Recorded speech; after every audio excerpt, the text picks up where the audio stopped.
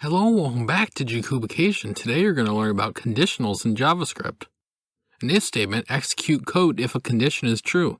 Since this is JavaScript, you can throw literally anything in a conditional and it will still evaluate to true or false. If example, if 0 equals 0, log out high.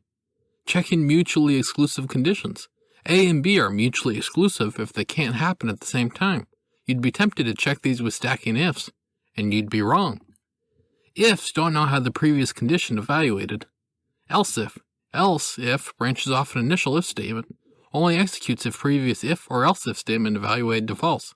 Else if example, if 1 greater than 0, log out high. Else if 1 less than 0, log out by.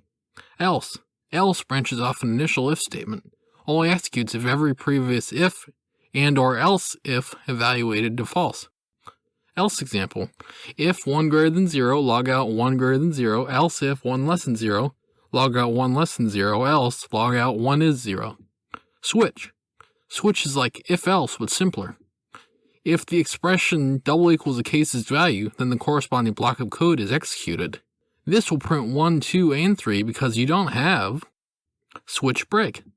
Break makes it so that if the expression double equals a case's value, just that case values block is executed, then the switch statement exits. Switch default. Default is like the brother of else. It's executed if no other case values to true. So in this case, switch 1, none of these cases are 1, so the default ends up executing and it prints out none of the above. Ciao.